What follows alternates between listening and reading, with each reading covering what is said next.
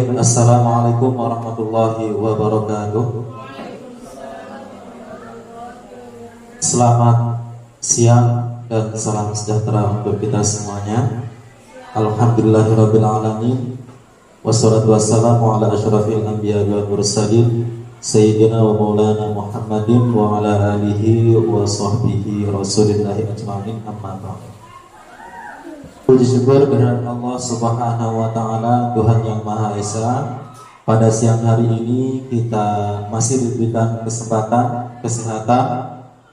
sehingga kita bisa berkumpul bersama di ruangan Majelis Guru SMP Negeri 5 Tasik Putri Puyuh ini dalam keadaan sehat walafiat, dalam rangka aksi nyata budaya positif dari calon guru penggerak kita, yakni Ibu Isniwati SPD. Ini merupakan salah satu rangkaian yang harus dilalui atau dikerjakan oleh Ibu Isniwati selaku calon guru penggerak. Selanjutnya salawat dan salam Allahumma sholli ala sayyidina Muhammad wa ala ali sayyidina Muhammad. Semoga tetap terlimpahkan junjungan kita Nabi besar Muhammad sallallahu alaihi wasallam.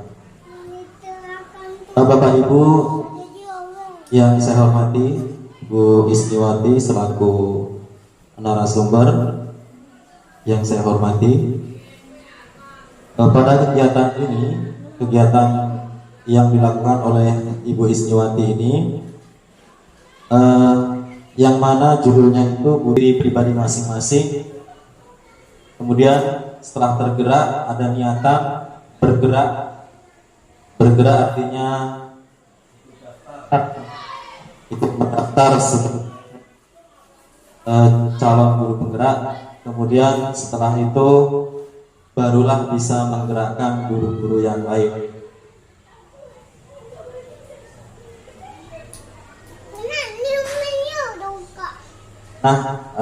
Untuk tidak memperpanjangkan mukadimah ataupun sambutan sekaligus membawa acara ini, saya cukupkan sampai di sini dulu. Adapun tadi pembukaan sekaligus sambutan saya selaku kepala sekolah. Kemudian acara selanjutnya yaitu acara inti pemaparan materi oleh Ibu Isniwati. Kepada Ibu Isniwati kami persilakan dengan segala hormat. Bismillahirrahmanirrahim. Terima kasih kepada Pak Wahid selaku Kepala Sekolah SMP Negeri 5 Tasik Puyuh. Baiklah, pertama-tama saya mengucapkan puji syukur kehadiran Allah Subhanahu wa taala, di mana hari ini kita diberi kesehatan sehingga kita dapat berkumpul di ruang yang sederhana ini. Kemudian tidak lupa juga salawat serta salam ke baginda Rasulullah Sallallahu Alaihi Wasallam dengan mengucapkan Allahumma sholli ala Muhammad wa ala ali Muhammad. Selanjutnya terima kasih kepada Bapak Ibu yang sudah hadir untuk mengikuti aksi nyata berbagi yaitu budaya positif. Baiklah, tidak memperpanjang waktu lagi, saya ada sebuah pantun ya Bapak Ibu ya. Tapi ini pakai tulis nih pantunnya.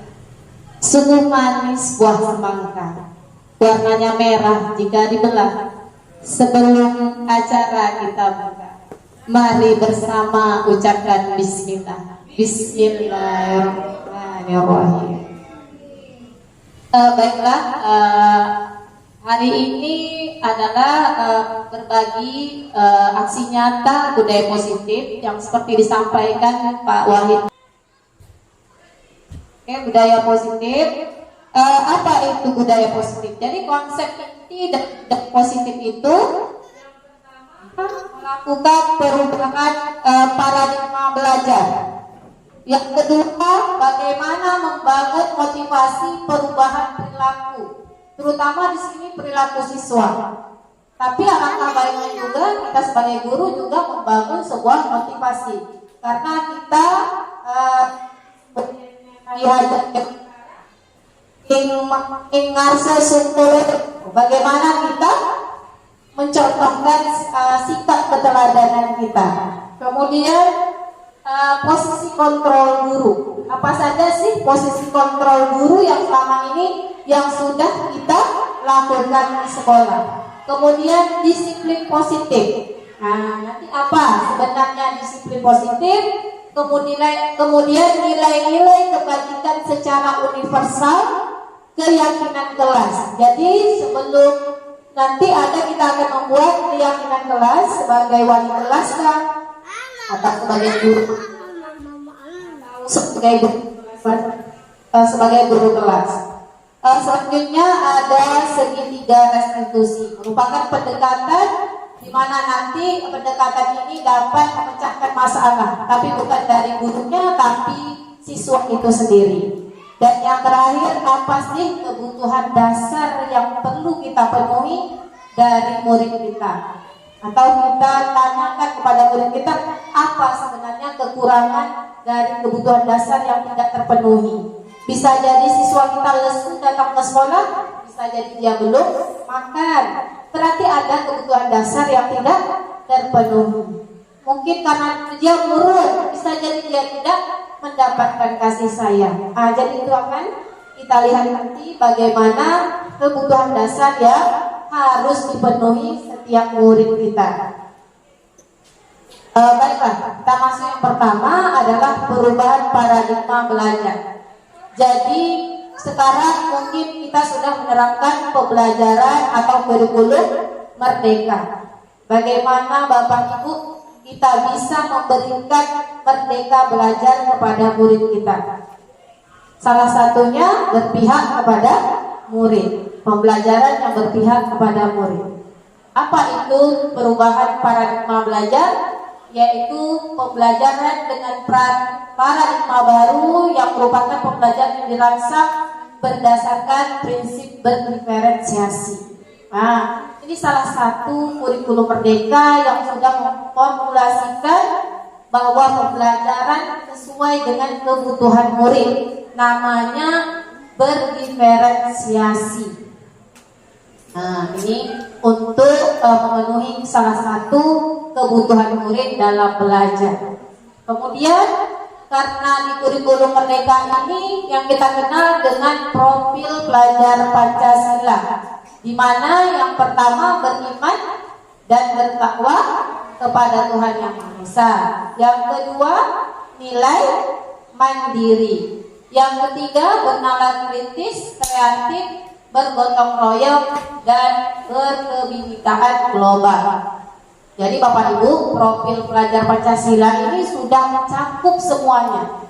Jika ini dapat kita implementasikan dan dapat kita tumbuhkan, maka tercapailah yang namanya nilai-nilai kebajikan tadi. Nah, jadi dari sini bisa nanti ada implementasi dari budaya positif. Oke, baiklah, yang selanjutnya teori kontrol yaitu bagaimana disiplin positif dan nilai kebajikan universal. Jadi selama ini kita menjadi guru, kita miskonsepsi tentang teori kontrol. Ya, di mana guru mengontrol murid, kemudian ilusi bahwa semua penguatan positif efektif dan bermanfaat, bahwa kritik membuat rasa bersalah mampu menguatkan karakter, dan ilusi bahwa orang dewasa berhak memaksa. Artinya apa? Selama ini kita merasa adalah orang dewasa yang berhak memaksa siswa. Kita beralih di mana seseorang bisa berubah dari paradigma stimulus respon kepada pendekatan teori kontrol, yaitu perbedaannya bisa dilihat di depan bahwa realitas kebutuhan kita sama, itu stimulus respon. Kalau teori kontrol, realitas kita berbeda. Semua orang melihat hal yang sama, setiap orang memiliki gambaran yang berbeda. Artinya apa? Artinya setiap orang itu memiliki perbedaan. Kita selama ini menganggap sesuatu itu sama saja. Kita tidak pernah melihat bagaimana latar belakang dan keberagaman siswa kita itu tadi. Bisa jadi ada siswa kita yang tak terpenuhi kebutuhan dasar. Itu salah satu stimulus respon ke teori kontrol. Kemudian perilaku buruk dilihat sebagai suatu kesalahan. Semua perilaku memiliki tujuan. Jadi kita memandang anak ini berbuat seperti ini kenapa ya? Ya, kok bisa ya semakin hari siswa itu semakin bertambah terlambat. Lalu kita hukum siswa suruh push up. Kira-kira Bapak Ibu ada nggak perubahan? Ya, jadi ada sebuah cerita itu teori kontrol. Kemudian saya bisa mengontrol orang lain itu, tetapi di teori kontrol Anda tidak bisa mengontrol orang lain. Nah, kita akan tahu lagi bagaimana perubahan dengan beralih dari stimulus respon ke teori kontrol. Yang berikutnya, pemaksaan ada pada saat bujukan yang gagal. Misalnya kita gagal nih membujuk anak, nah besok jangan datang terlambat lagi ya, nanti ibu dimarah loh sama kepala sekolah. Ibu harus ngomong apa dengan kepala sekolah?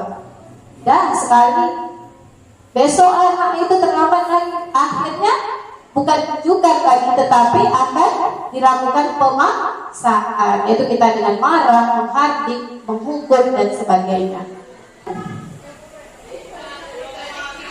Baiklah, kita informasi perilaku manusia, yaitu untuk menghindari ketidaknyamanan atau hubungan.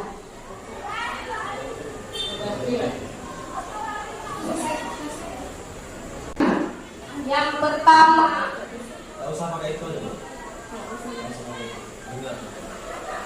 yang pertama itu untuk menghindari ketidaknyamanan atau hukuman. Jadi siswa kita jangan-jangan selama ini motivasinya untuk datang tidak terlambat, mengikuti pembelajaran, itu karena dia ingin menghindari ketidaknyamanan, mendapatkan imbalan atau penghargaan dari orang lain. Misalnya siapa yang mau bertanya, nanti kalau dapat jawab ibu kasih permen. Itu motivasi yang datang dari penghargaan atau imbalan. Jadi motivasinya ini tidak bertahan lama, jangkanya pendek. Jadi Bapak Ibu, dia tidak bertahan lama. Kita bagaimana motivasi yang using itu yang bertahan lama dari siswanya. Kemudian yang kedua ini untuk menjadi orang yang mereka inginkan dan menghargai diri sendiri. Kalau bisa yang ketiga ini yang bisa kita baca dari murid kita, yaitu untuk menjadi orang yang mereka inginkan dan menghargai diri sendiri dengan nilai-nilai yang mereka percaya. Misalnya, saya ini berdampak kepada fisik dan psikis murid, di mana murid yang dihukum ini pertama dia merasa sakit hati dan dia merasa tersakiti. Bapak ini awal terlambat disuruh cuci WC. Jadi ada dendam kepada guru, membenci guru ya. Itu hukuman. Jadi ada juga trauma kehukuman. Selanjutnya apa itu konsekuensi? Konsekuensi ini adalah dia terencana dan dia disepakati. Kemudian sudah dibahas dan disetujui oleh murid dan guru. Jadi Bapak Ibu sudah berdiskusi dengan siswa membuat kesepakatan. Misalnya restitusi. Restitusi adalah proses menciptakan kondisi bagi murid untuk memperbaiki kesalahan mereka. Mereka belajar dari kesalahan, kemudian bisa kembali ke kelompoknya dan dengan karakter yang lebih kuat.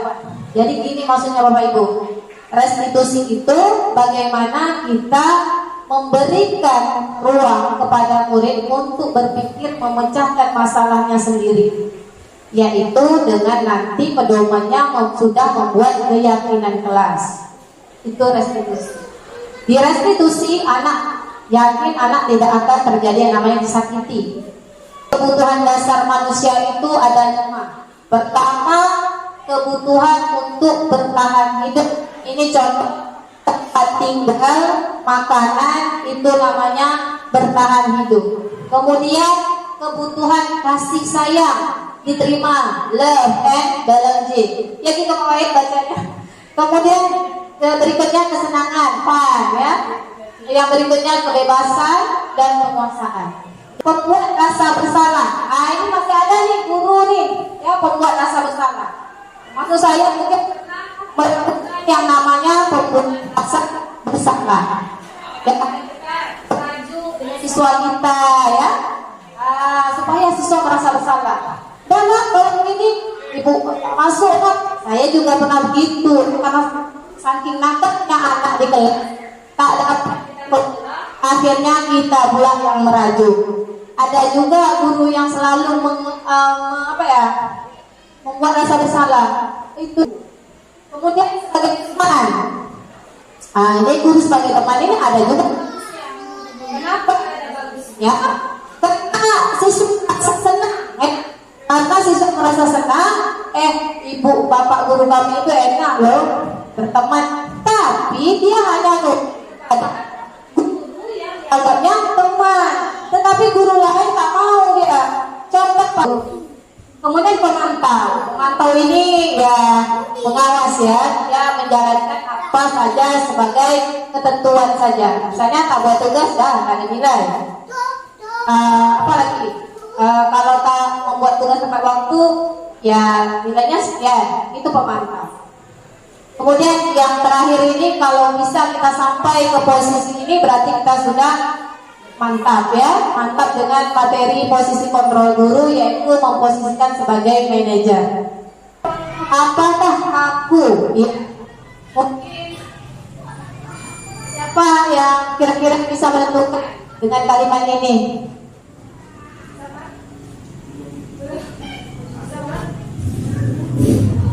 Posisi kontrol yang mana? Saya kecewa sekali dengan kamu. Pemberi rasa bersalah kah? Teman kah? Sebagai manajer kah? Sebagai pemantau kah?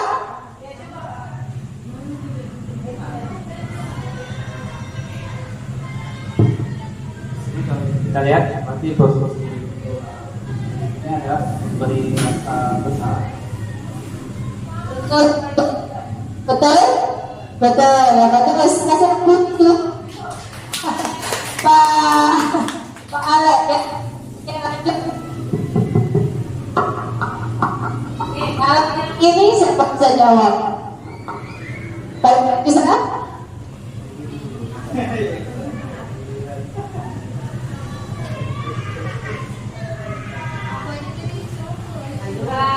Penghukum, pembuat rasa bersalah, teman, manajer, pemantau. Pemantau? Yang lain? Yang lain?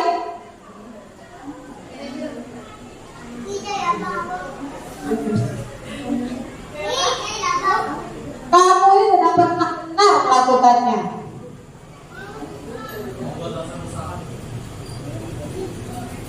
Apa? Membuat rasa bersalah. Apa? Menghukum. Seolah-olah kita menghardik siswa, tidak pernah benar melakukannya. Jadi kita tidak pernah merasa itu benar ya, mau salah. Walaupun dia mungkin bisa jadi dia bisa lebih baik lagi, tapi karena ada kata-kata itu membuat dia udahlah, usah lagi. Di bapak tuh nyalakan saya terus gitu ya, buku. Ini pasti bisa ini. Apa rencanamu untuk menyelesaikan masalah ini? Ya, apa? Manajer, betul? Oke, betul, bagus ya. Udah paham ya, manajer ya. Ini mungkin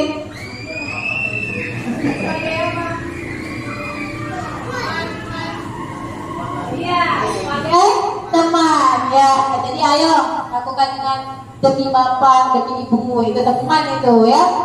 Ya, dia santai ya. Ini apa? Pemantau. Jadi pemantau tidak akan mendapatkan nilai jika tidak mengerjakan tugas. Jadi itu pemantau. Mungkin sampai di sini dulu atau dilanjut? Kalau seandainya antara siswa ke siswa, kemudian di sini sebaliknya, siswa itu merusak peralatan sekolah seperti misalkan memecahkan kaca jendela atau dan lain sebagainya. Nah di situ tuh apakah bisa juga misalkan memecahkan kaca jendela, di situ memecahkan kaca jendela, dan sudah kita lakukan kemarin dan sudah kita tanggapi. Ini memang terjadi, bukan istilahnya sekedar bertanya atau bagaimana, cuma tukar pendapat. Seandainya kalau misalkan kita harus menyuruh siswa tersebut mengganti barang ataupun memperbaikinya, rasanya tidak mungkin. Kalau menggantikan barang mungkin agak keberatan. Nah, di situ kami selaku guru SD rasanya agak keberatan kalau misalkan siswa merusak barang tersebut dan harus menggantikan barang tersebut. Dan kemudian saya minta solusinya itu harusnya bagaimana. Sekian, terima kasih. Oke, terima kasih pada Pak Iwan yang sudah bertanya masalah konsekuensi tadi. Jadi Pak, konsekuensi ini sebelum kita buat, kita harus ada kesepakatan Pak. Apalagi kalau memang hambatan kita di sini adalah kita belum bisa menanamkan nilai-nilai kebajikan tadi. Bagaimana anak tadi mencintai lingkungan sekolah, bertanggung jawab. Jadi kalau kita belum sampai ke tahap itu, misalnya kita pengen konsekuensi dulu, silakan bisa kesepakatan. Tetapi kesepakatan di sini Pak bukan hanya dengan siswa, karena tadi Bapak sudah melibatkan sekolah ya Pak ya. Itu kan sarana dan prasarana sekolah itu kan tanggung jawab kita bersama. Jadi kita bisa nanti sebelum masuk ajaran baru itu siswa baru Pak, Bapak nanti bisa manfaatkan itu pertemuan dengan orang tua. Jadi Bapak mungkin sebagai nanti ada sebagai kepala sekolah atau penanggung jawab sarana prasarana membuat kesepakatan dengan orang tua murid juga. Mau tidak kalau seandainya ada anak yang merusak kursi menggantinya, ya kan? Karena kalau setiap anak merusak kursi terus Pak, dana dari mana kita mau mengganti? Itu kan Pak ya. Kemudian yang susahnya siapa Pak? Siswa itu sendiri. Duduk di mana nanti dia Pak? Iya, kalau kita sekolah mungkin seperti sekarang sekolah kami contoh ya Pak, nggak bisa begitu cepat Pak, menunggu bulan dulu karena keterbatasan tadi. Jadi penting membangun komunikasi dengan orang tua siswa Pak. Jadi ambil kesempatan ketika dia masukkan anak dia ke sekolah, hari pertama mungkin dia mengantarkan anak dia sekolah, buat surat undangan pada orang tua, ada karena tanggung jawab mendidik ini Pak bukan hanya diserahkan kepada guru, tetapi melibatkan orang tua. Ada komponen yang namanya lingkungan, yaitu keluarga, masyarakat, kemudian lingkungan sekolah. Jadi ini Pak perlu konsekuensi ini perlu dulu kesepakatan. Tapi saya rasa kalau sudah kita buat kesepakatan tidak ada orang tua yang berat lagi kan Pak, karena yang namanya kesepakatan bersama. Tapi kalau kita tiba-tiba meminta ganti rasanya sulit Pak. Itu Pak jawaban yang bisa mungkin saya berikan. Mungkin kita nanti ada komite Pak, kita bisa juga kalau tak bisa langsung kita ke masyarakat, kita bisa menempatkan komite sekolah untuk melakukan rapat kepada orang tua. Itu Pak ya. Ada lagi masalah mungkin nanti punya miskonsepsi terhadap penghukum yang teman, pemantau, manajer, boleh ditanyakan Bapak Ibu sebelum kita lanjut kepada keyakinan kelas. Silakan Bu Timianti.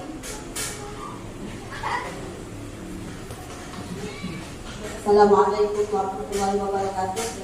Jadi orang mandiri, tahu dia itu.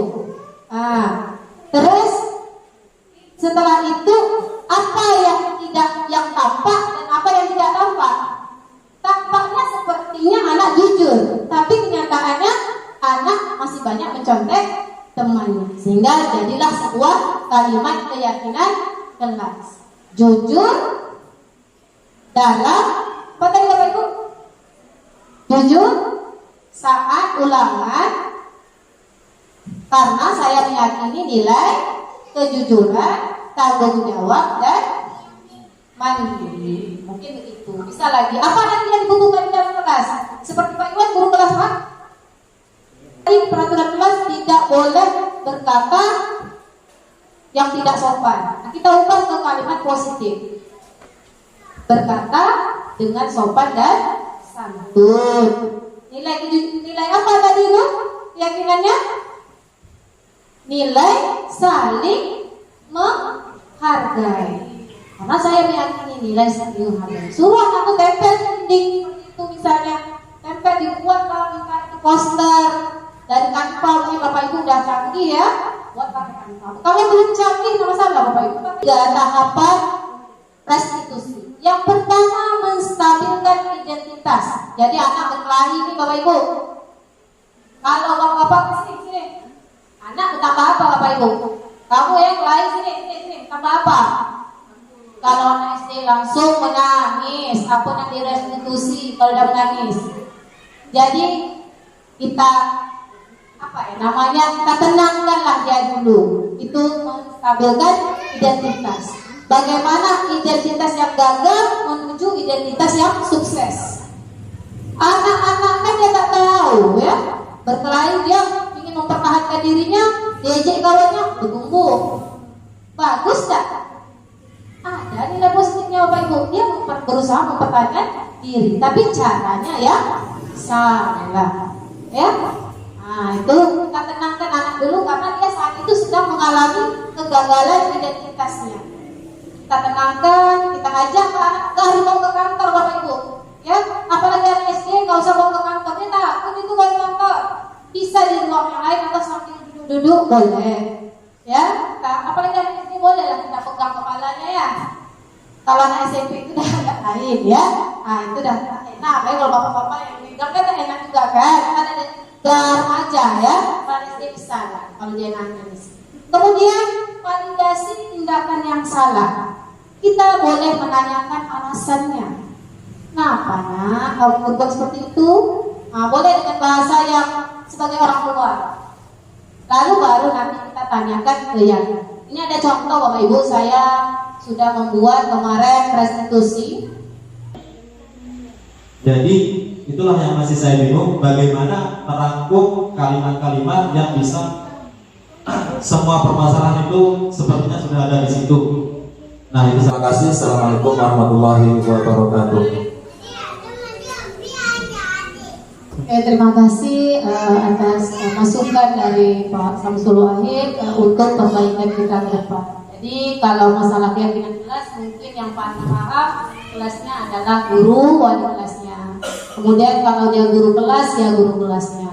Kalau Pak Wahid tadi bagaimana nanti membuat kesepakatan atau keyakinan untuk ke sekolah, itu nanti kita bisa mendiskusikan kalimat apa yang nanti yang bisa memecahkan masalah-masalah tadi. Yang penting nilai-nilai kebajikan itu sudah mewakili. Misalnya anak tidak bertanggung jawab dalam merusak kita sarana prasarana sekolah. Nilai karena saya meyakini nilai apa. Ya setidaknya merangkum ke situ kalau kita kata-katanya. Tapi nanti akan dipikirkan lagi mungkin kalau untuk membuat kesepakatan atau keyakinan sekolah mungkin kita rapatkan lagi antar guru karena banyak sekali masukan-masukan apa, pemahaman apa yang perlu kira-kiranya dibuat. Nah, jadi cari strateginya, oke? Hanya itu yang bisa saya sampaikan. Kalau di awal ada pantun, lahir lihat yang tidak ada pantun ya. Burung darah, burung cendrawasih. Wah, ya kalau nangis wah. Cari dulu kota Papua. Cukup sekian dan terima kasih. Semoga budaya positif bermanfaat untuk semua. Oke, sebelum kita semua dulu.